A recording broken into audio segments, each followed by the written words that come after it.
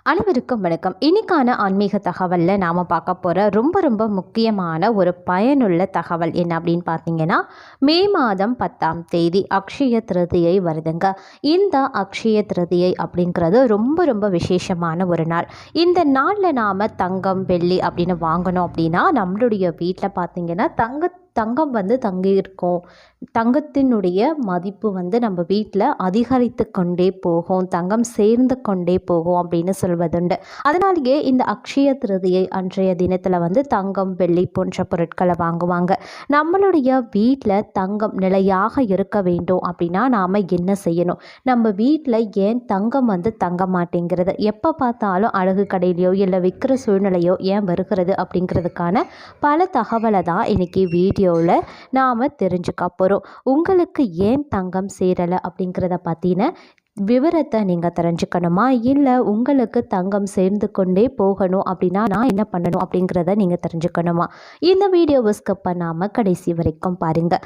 இந்த பதிவு உங்களுக்கு மிக பயனுள்ள விகிதத்தில் இருக்கும். வீடியோக்குள்ளே போகிறதுக்கு முன்னாடி இது வரைக்கும் நீங்கள் நம்ம சேனலை சப்ஸ்கிரைப் பண்ணலைன்னா உடனே சப்ஸ்கிரைப் பண்ணிக்கோங்க.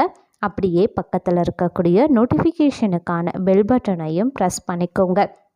சரி நேர்களே, வாங்க வீடியோக்குள்ளே போகலாம். இந்து சாஸ்திரங்களின்படி அக்ஷய திருதியை அப்படிங்கிறது வாங்குவதற்கு மட்டும் கிடையாதுங்க, தானம் செய்வதற்கும் ஒரு சிறந்த நாளாக கருதப்படுது. கஷ்டத்தில் இருக்கக்கூடிய ஏழை மக்களுக்கு அக்ஷய திருதியை அன்று உங்களால் முடிந்த தானத்தை நீங்கள் செய்யலாம். அக்ஷய திருதியை அன்று தங்கம் வாங்க முடியாதவர்கள் தானம் நாம் மேற்கொள்ளலாம். தானம் செய்கிறதுனால நமக்கு மட்டும் கிடையாதுங்க, நம் வருங்கால சந்ததியினருக்கும் நல்ல பலன் கிடைக்கும் அப்படிங்கிறது ஐதீகம். சித்திரை மாதத்தின் சுக்லபட்சம் 14வது நாளில் அக்ஷய திருதியை கொண்டாடப்படுது. அக்ஷயம் அப்படின்னா அல்ல குறையாது அப்படின்றது பொருள். இந்த ஆண்டு மே மாதம் 10ஆம் தேதி காலை 4:17 மணிக்கு திருதியை திதி தொடங்குகிறது. அதே சமயம் மே 11ஆம் தேதி மதியம் 2:50 மணிக்கு முடிவடைகிறது.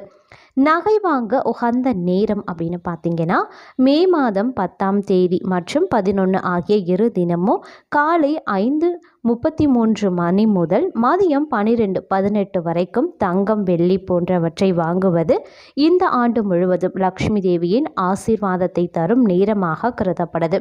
நாம் இந்த காலத்தில், அதாவது அக்ஷய திருதியில் நாம் என்ன செய்யணும் அப்படின்னு பல பேருக்கு தெரியும். எடுத்தோடனே நமக்கு பார்த்திங்க அப்படின்னா அக்ஷய திருதியை அப்படின்னா நாம் பொன் பொருள் தான் வாங்குவோம், தங்கம் வாங்குவோம், வெள்ளி வாங்குவோம். இது மட்டும்தான் பெரும்பாலானோருக்கு முதல்ல நினைவுக்கு வரக்கூடிய ஒரு விஷயமாக இருக்கிறது.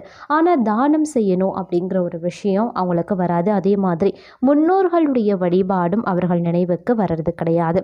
இந்த அக்ஷய திருதியை அன்று நாம் முன்னோர்களையும் நாம் வழிபடலாம்.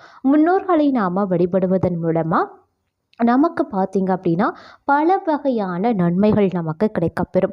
அதே மாதிரி தானம் அளித்தாலும் நம்மளால் பொருள் தங்கம் வாங்க முடியல அப்படின்னாலும் கூட இந்த அக்ஷய திருதியை நாளில் பார்த்திங்கன்னா யாருக்காவது ஒருவருக்கு நீங்கள் அன்னதானம் வழங்கலாம், இல்லை கொடையோ இல்லை வஸ்திரங்களையோ நீங்கள் தானமாக வழங்கலாம். ஏதாவது ஒரு பொருள் உங்களால் என்ன முடிகிறதோ, எது உங்கள் கையில் கிடைக்கிறதோ, உங்களுடைய சூழ்நிலைக்கு ஏற்றவாறு எந்த பொருளை உங்களால் தானமாக அளிக்க முடியுமோ யாராவது ஒருவருக்கு அளிங்க, அது போதுமான ஒன்று. அதுவே நிறைய பலன்களை தரும். அதாவது அக்ஷய திருதியில் நாம் தானமாக வழங்கக்கூடிய பொருளால் நமக்கு பார்த்திங்க அப்படின்னா பல்வேறு மடங்கு நன்மைகள் கிடைக்கப்பெறும் அப்படின்னு கூட சொல்லலாம். அதே சமயம் இந்த அக்ஷய திருதியை அப்படின்னு வரும் பொழுது நாம் சில பொருட்களை வந்து, சில உணவுப் பொருட்களை வந்து நாம் கண்டிப்பாக சாப்பிடக்கூடாது. இந்த மாதிரி நாம் சாப்பிட்டோம் அப்படின்னா நம்ம வீட்டில் வந்து தங்கம் சேராது அப்படின்னு சொல்லுவாங்க. அதாவது அக்ஷய திருதியை ஒரு சிலருக்கு பார்த்திங்க அப்படின்னா தங்கம் வந்து குவிந்து கொண்டே இருக்கணும், நமக்கு தங்கம் சேர்ந்து கொண்டே இருக்கணும் அப்படிங்கிறதுக்காக தான் அக்ஷய திருதியை அன்று நாம் தங்கமோ வெள்ளியோ போன்ற பொருட்களை வாங்குவோம். அப்படி இல்லைன்னா மங்களகரமான பொருட்களை நாம் வாங்குவோம். அப்படி வாங்கக்கூடிய பட்சத்தில் இது வாங்கியும் எனக்கு வந்து தங்கம் சேரலை, ஏன், என்ன காரணம் அப்படின்னு பல பேருக்கு வந்து ஒரு கேள்வி எழும். அதற்கான காரணம் நாம் செய்யக்கூடிய ஒரு சிறு தவறாக கூட இருக்கலாம். அதாவது அக்ஷய திருதியை அன்று நாம் சரியான நேரத்தில் தங்கம் வெள்ளி வாங்கிட்டோம், இருந்தாலும் அந்த தங்கம் நமக்கு சேரலை. இருப்பினும் பார்த்திங்கன்னா நம்ம அந்த தேதியில் நம்ம வாங்கலைனா கூட எப்போ தங்கம் வாங்கினாலும் நமக்கு நம்ம வீட்டில் தங்கம் சேரவே இல்லை அப்படின்றவங்களுக்கு என்ன காரணமாக இருக்கும் அப்படின்னு பார்த்திங்கன்னா, அக்ஷய திருதியை அன்னைக்கு பார்த்திங்கன்னா விஷ்ணு மற்றும் ஸ்ரீ மகாலட்சுமிக்கு மிகவும் உகந்த மற்றும் விருப்பமான பண்டிகை நாள். அதனால் தவறுதலாக கூட அன்று அசைவ உணவை சாப்பிடவே கூடாதுங்க. சிலர் என்ன பண்ணுவாங்க அப்படின்னு பார்த்தீங்கன்னா, அக்ஷய திருதிக்கு கடைகளில் போய் பொன் பொருள் அதெல்லாம் வாங்கிட்டு வரும்பொழுது ஹோட்டலில் சாப்பிட்லாம் அப்படின்னு சொல்லிட்டு அசைவத்தை சாப்பிடுவாங்க. இல்லை வீட்லேயும் பார்த்தீங்க அப்படின்னா அசைவத்தை சமைச்சி சாப்பிடுவாங்க. அந்த மாதிரி நீங்கள் அசைவத்தை நீங்கள் அன்றைய தினத்தில் வாங்கினீங்க அப்படின்னா நீங்கள் வாங்கின தங்கத்துக்கும் அந்தைய நாளில் கிடைக்கக்கூடிய பலன்களுக்கும் உங்களுக்கு எந்தவித பிரயோஜனமும் இல்லாமல் போயிடும்.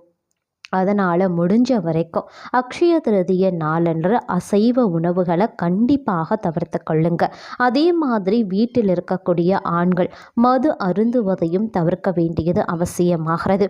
மனைவிமார்கள் அனைவரும் கடைக்கு சென்று இதை வாங்கிட்டு வருவாங்க. சில வீட்டில் பார்த்திங்கன்னா கணவன்மார்கள் இது மாதிரி மது அருந்தக்கூடிய வேலையில் ஈடுபடுவாங்க.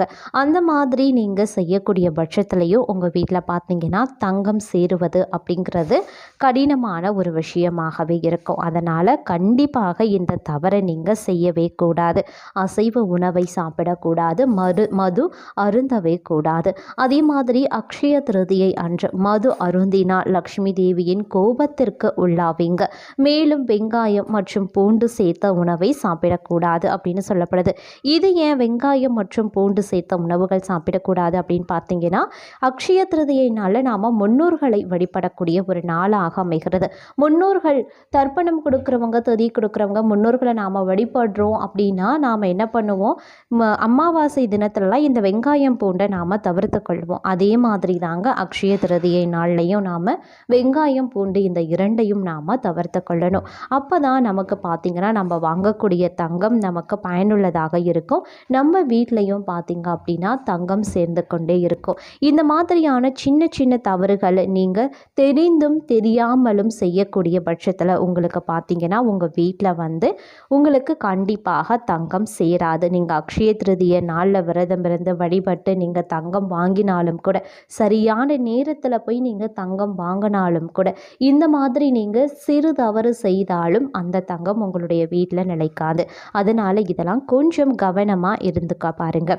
அதே மாதிரி என்ன விஷயங்கள்லாம் கண்டிப்பாக செய்யக்கூடாது அப்படின்னு பார்த்தீங்கன்னா, வீட்டை அழுக்காக வைக்கக்கூடாதுங்க. லக்ஷ்மி தேவிக்கு வீடு சுத்தமாக இருக்க பிடிக்கும். அசுத்தமான வீட்டிற்குள்ள லக்ஷ்மி தேவி நுழையவே முடியாது. அதனால் அக்ஷய திருதியை நாளில் வீட்டை சுத்தமாக வைத்திருக்க வேண்டியது அவசியமாகிறது. அக்ஷய திருதியை நாள் விஷ்ணுவுக்கு உகந்த நாள் அப்படிங்கிறதுனால விஷ்ணுவுக்கு பிடித்த துளசி இலைகளை பறிக்கக்கூடாது. தப்பி தவறி கூட இலையை பறித்து விடாதீர்கள். பிறகு லக்ஷ்மியின் கோபத்திற்கு நீங்கள் ஆளாகுவீங்க. அதனால் முடிஞ்ச வரைக்கும் துளசி இலையை நாம் விஷ்ணுக்கு உகந்த நாள், அதனால் நம்ம விஷ்ணுக்கு படைக்கிறோம் அப்படின்னு சொல்லிட்டு விஷ்ணுக்கு மாலை சார்த்துறோம் அப்படின்னு நினைத்து கொண்டு நீங்கள் துளசி மாலையை போடலான்ட்டு துளசியை நீங்கள் எக்காரணத்தை கொண்டும் பறித்து விடாதீர்கள். விஷ்ணுக்கு படைக்கிறீங்க, மகாலட்சுமிக்கு படைக்கிறீங்க அப்படின்னா அன்றைய தினத்தில் வாசனை மலர்களை நீங்கள் சூட்டலாம். வேறு எந்தாவது ஒரு மலர்களை நீங்கள் சூட்டலாம். ஆனால் துளசியை மட்டும் நீங்கள் பயன்படுத்தாதீங்க அக்ஷய திருதியை அன்று. இவ்வாறாக நீங்கள் செய்யக்கூடிய பட்சத்தில் பார்க்கும் பொழுது உங்களுடைய வீட்டில் தங்கம் சேருவது அப்படிங்கிறது அரிதான ஒரு விஷயமாக இருக்கலாம்.